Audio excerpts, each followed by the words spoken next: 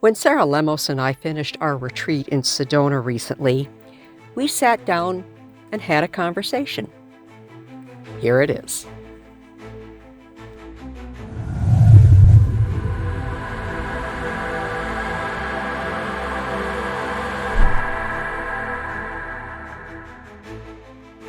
It's time for Survivor Angels, an approach to strengthen trauma survivors.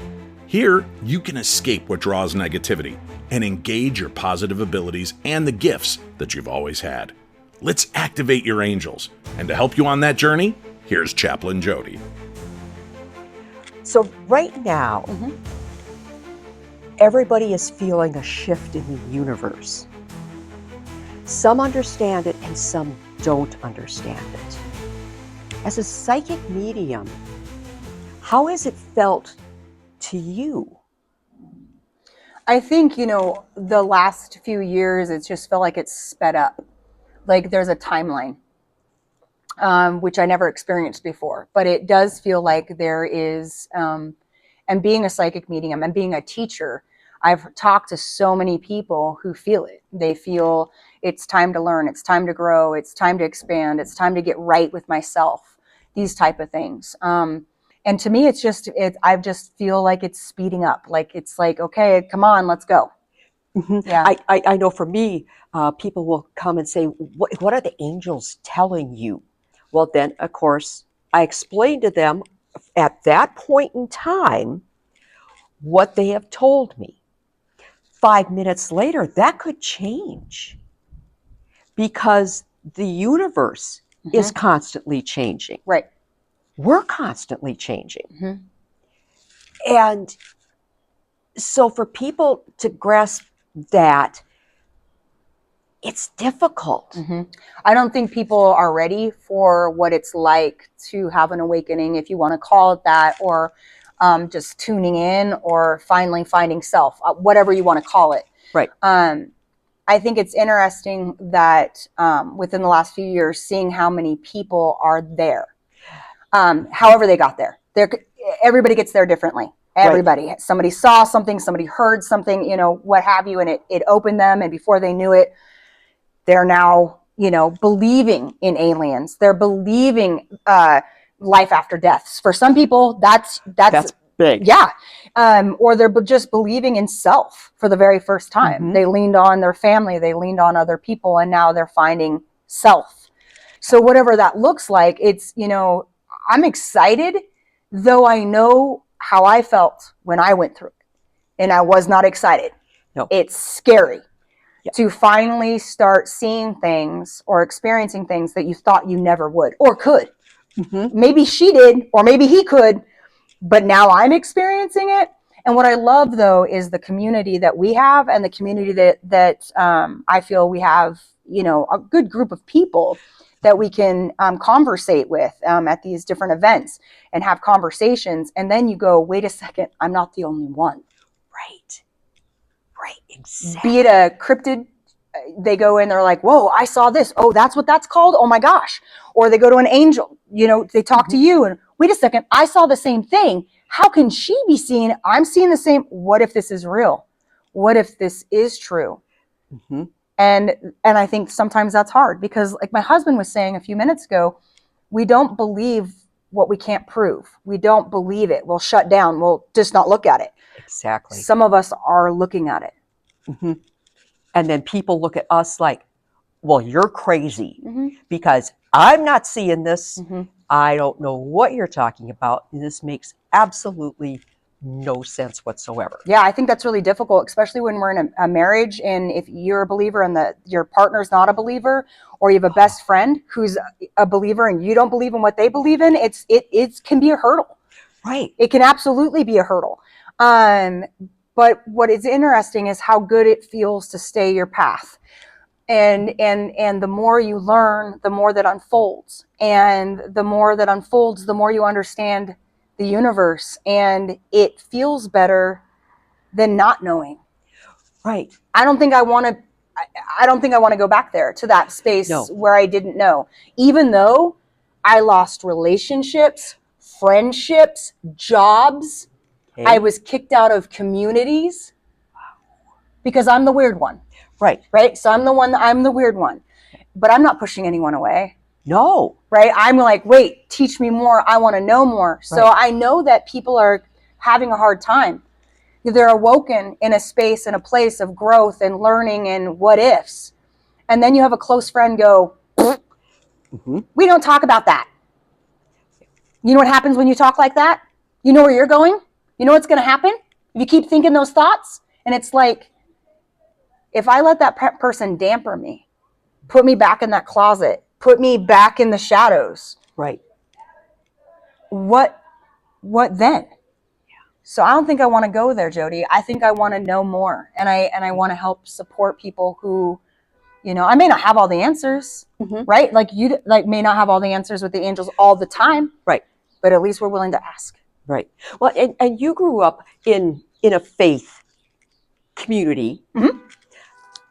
Did you ever hear, and if you did you already realize your gifts, where somebody would say, well, my holy book, whatever that might be, says that as a psychic medium, you're the devil. Yeah, or you're talking to demons, or, and for me, it's one thing, but for my kids, it was another. When my son came into his gifts, and he was at school, and I got a phone call saying that they were going to call the police on my son. And I was like, wait, what? And we need you to come down, and we might have to call in the authorities. I was thinking everything under the sun. Sure. And a girl who had high faith in her own religion and belief systems had a t-shirt on that spoke about her faith. She had something in her binder that spoke about her faith. Okay. And she turned to my son, who said, my mom's a medium. I'm also a medium. And she turned to my son and said, then you are of the devil. And so I'm still looking at the teachers like, why are you calling the police on I'm confused here. What happened? Right. Well, the girl said that my son talked to demons, that you're a demon, that you talk to demons. So my son decided to hum shidabum bum at her, scared the living tar out of her. She ran all the way home. And so they were worried that the family was going to call the police on my son, because honestly, my son knows it's okay to be who he is. Right. There's no, and so he took this opportunity to get one at him. And it's like, again, I'm glad she had faith. That is absolutely beautiful. Whatever God you believe in, whatever faith you have, brings you strength, brings you solitude, brings you hope. Yes. So there's no problem there. But the minute that it was like, well, you talk to demons, Hunter was like, that's silly. Yeah. That is not what I know. Right. And so he played it out. But I think that it's one way to look at it, because many of us are talked about, scoffed, made fun of. I've been belittled, weird, or a freak is what I was called as a child, as a freak. I was. It was one tattoo that my daughter was going to get, because I was called freak so much that it had become normalized. Right. That my daughter was like, that's endearing for our family. Yes. So I see it, Jodi. I see it. That's for sure. And I've been through it with it. And what I come to is, I'm okay with people not being there yet. They'll find their way to their faith. They'll find their way into the paranormal. If they choose to, they'll find their way in metaphysics. And if it's not for them, that's okay. And I understand that sometimes people respond from a place of fear. Yes. I must protect me. That means I'm going to, or maybe I want to protect you, Jodi. And I think you're talking to the devil. Then I'm going to be serious, and I'm going to be worried about you. So I try to look at them in a different light, that they care about me, and they're just worried about my soul. Exactly. I have to. If not, this could really harm a heart. It could really screw up a soul. Absolutely. I know, being an ordained pastor, and with the angels now, the things that I communicate to people, whether it's through retreats or classes or the podcast, it doesn't matter. But I get asked to do funerals still. And so they will say, well, what scripture do you recommend? Well, I got a grab bag full, really. Absolutely. And there are a couple of particular scriptures where it talks about life after death and when you cross over, things like that, differently than what maybe is that faith's based belief. Mm-hmm. And they'll say, oh, no, no, no, no. You can't use that because there's people who are going to be sitting there going, oh, did you hear Yeah. what she just read? Yeah. And so the way I've learned to interpret this, because I'm coming up on 30 years as an ordained pastor now, Congratulations. is that there's a fear in the, what do I want to call it?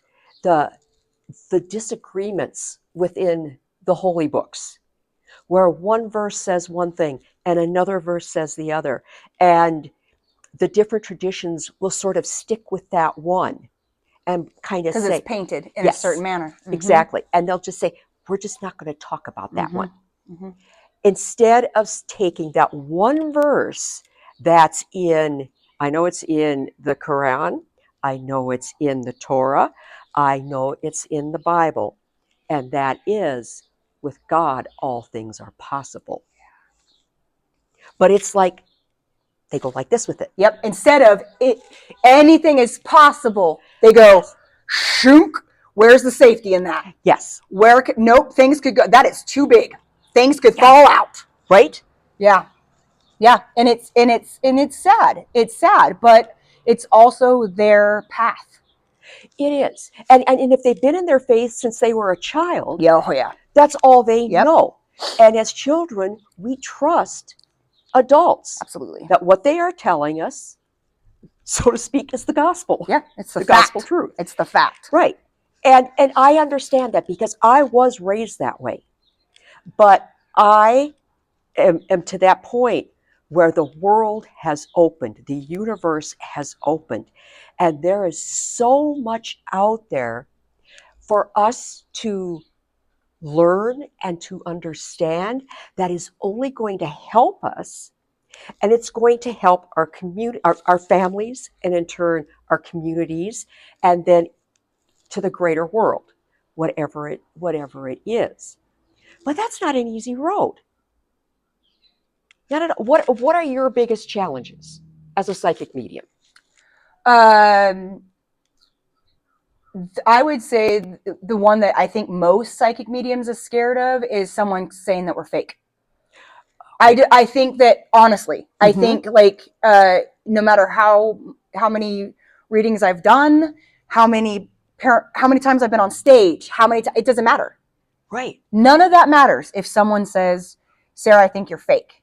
Like, I think you're faking it, or I think you're, and so as a psychic medium, I do all these things that nobody knows I do, so that no one can ever say that about me.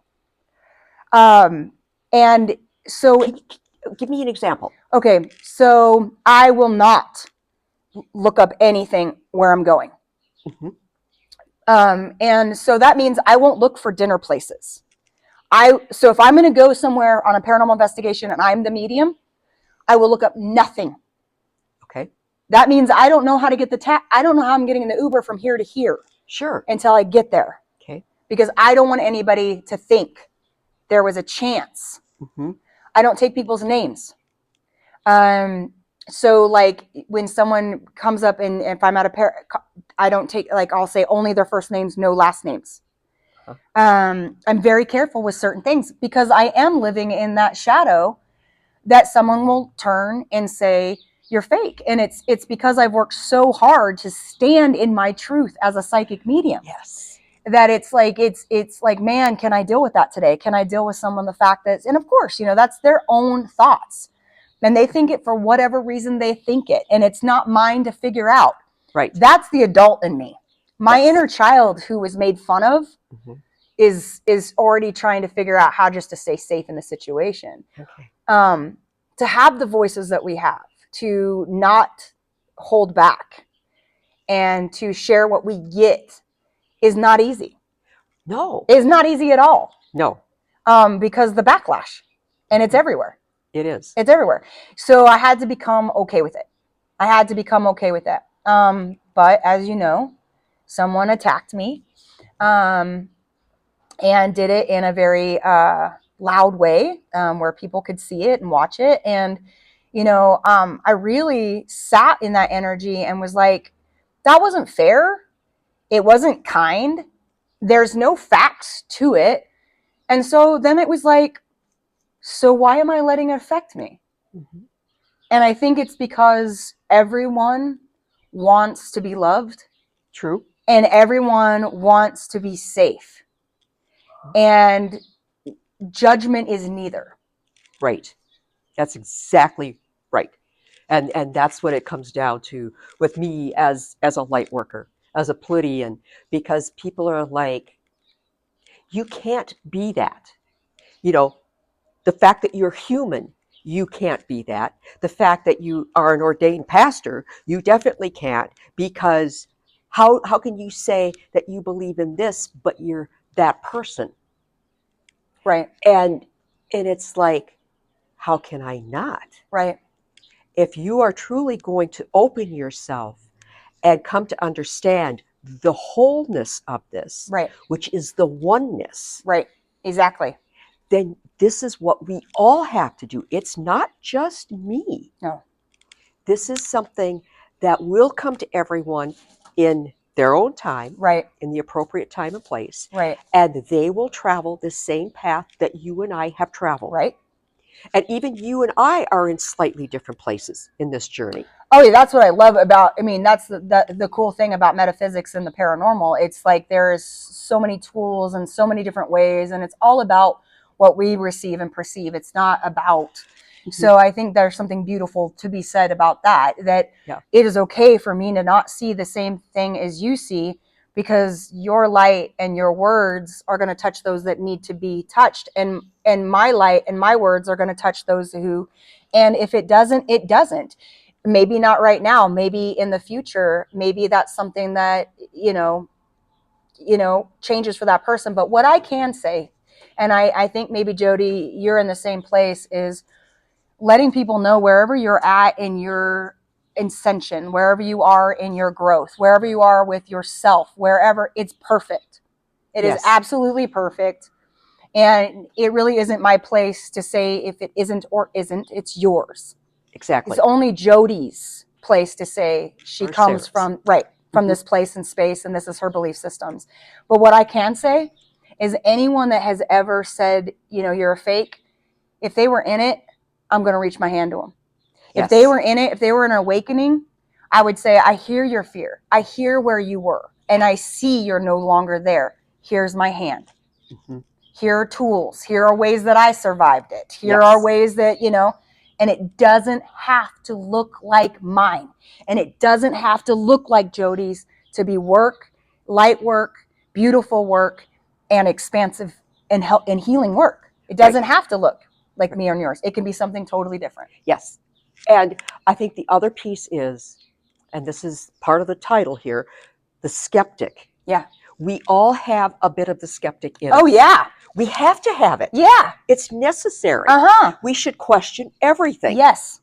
That is part of this process. That's our gift, right? It is. Discernment. We get to choose what works for us, what doesn't work for us. And again, it doesn't have to look like anybody else. And if I don't want to believe in Bigfoot, you can't make me.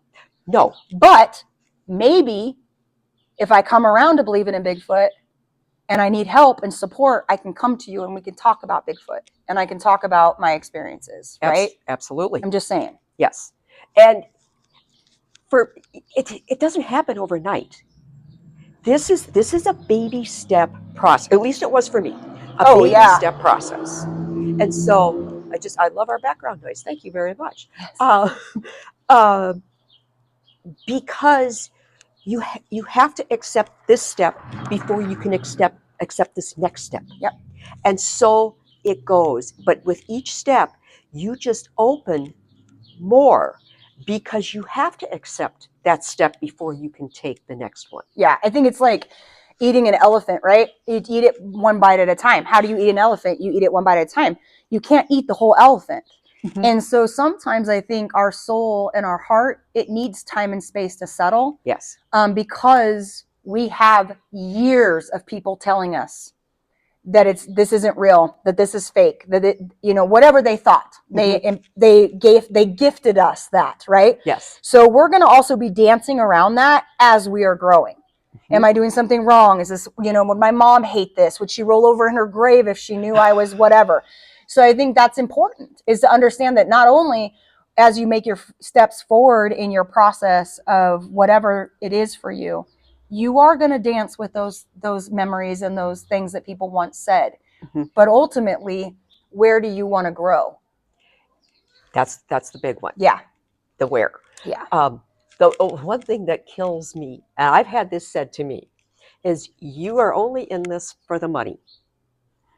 I'm like, I didn't start doing what I'm doing this right now, even though I've had angel experiences since I was 3 years old, that my own mother can validate, and she is still alive at 96.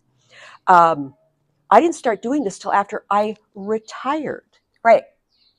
And I thankfully was smart and was able to retire quite comfortably. Yes. I don't have to do this. Right.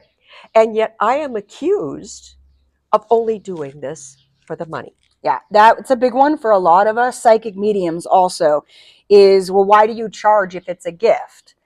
And the reality is, for me, is I've always said it, and I'll say it till the day I die, is energy exchange is energy exchange. My energy for your energy. You worked for those dollars, and I am working for this energy, and there is an exchange here. There should be an exchange. Yes. You should not use me, and I should not use you. That's not kind. Right. And so for me, it's it's what I charge. The reason I charge what I do is because I'm fake, which never makes sense to me. I charge lower than a lot of people do, but that's not the point. I think that's, again, someone's trying to find something in a stack of hay, try to find the needle. Oh, I found it. You're doing this for the money. Oh, no? Okay. You're doing this because you're crazy. Oh, no? Okay. So they're trying to find something that will stick.